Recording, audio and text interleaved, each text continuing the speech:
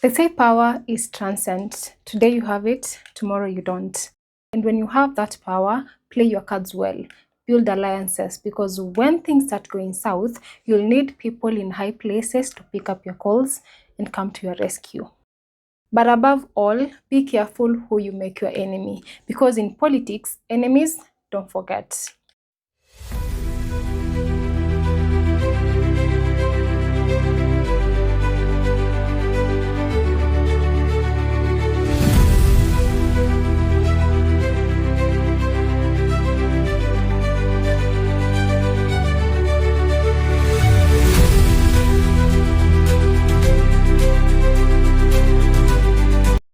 At the height of his power under Uhuru Kenyatta, Raphael Tuju served as the Jubilee Secretary General, and at the time, he made one bold move. He blocked William Ruto from using Jubilee Party headquarters for campaign meetings.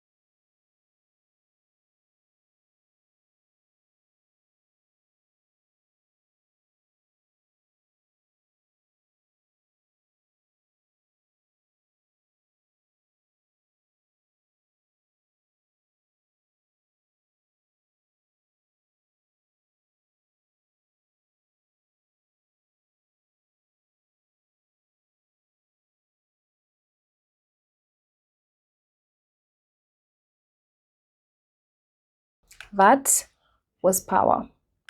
But power quickly shifted. His time in government faded, his influence declined, and in 2024, his position in Ruto's administration was gone. Then came the fallout.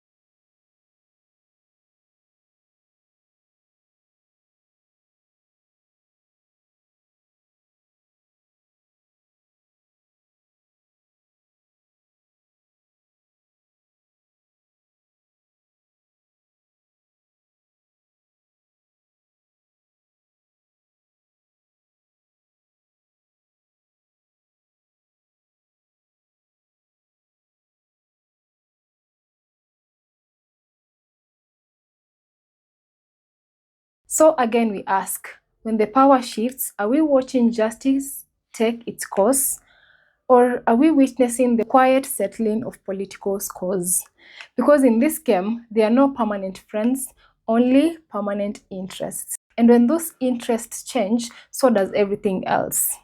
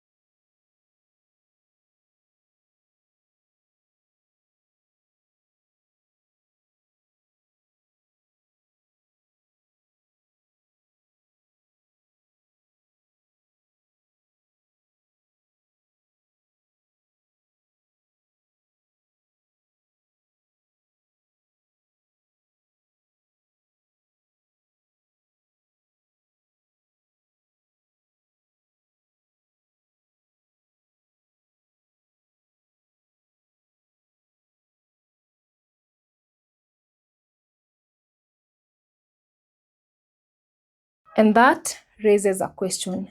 Was his mistake speaking out, or was it trying to resurrect political ghost better left buried?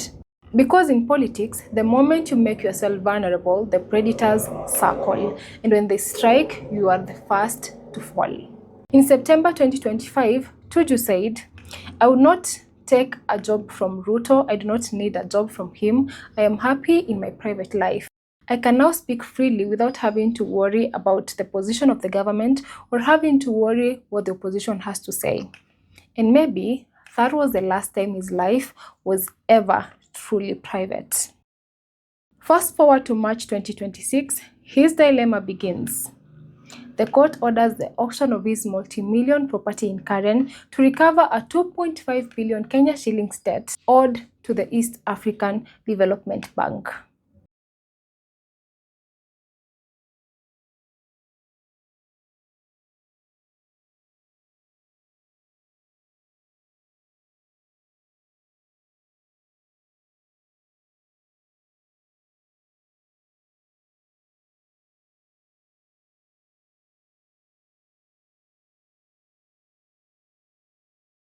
Tuju insists he tried to repay the loan. He says it's not that he can't pay, but the bank is more interested in taking the property.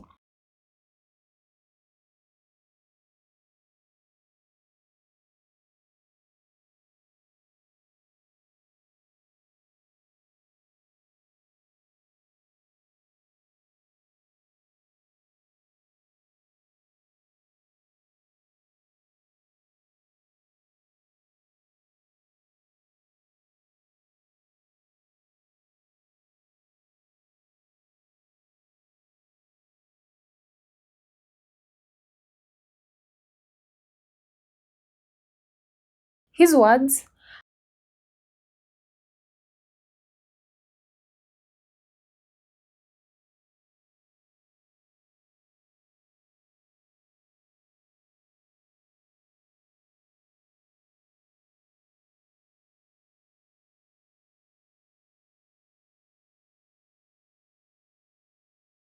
and then things escalated. What follows is chaos. Police officers, alleged goons, and an attempted forced eviction at his current residence. Days later, Tuju goes into hiding, what the regime has boldly labeled as self-abduction. He claims he was being trailed, abandoned his car, and sought refuge in Kiambu. But when he resurfaces, before he can even finish recording his statement, he's picked up. Handled, as many would argue, not like a former state official, but like a common criminal. And that raises serious questions. Is this just about a loan, or is this something more? According to Edwin Sifuna,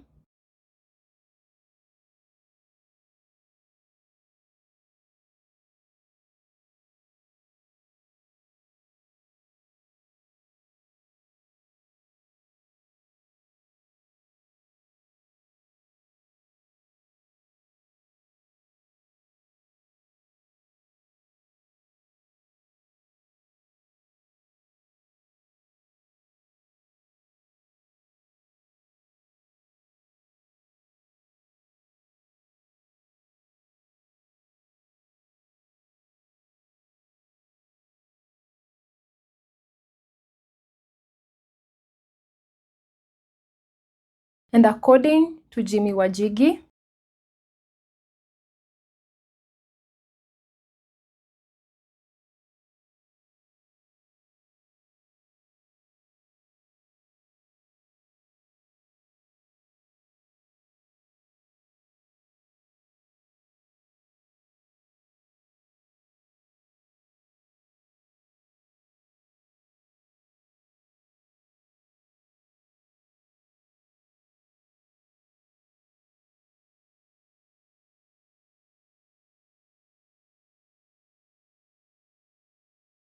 and as expected, Rigathi Gachagua does not hold back.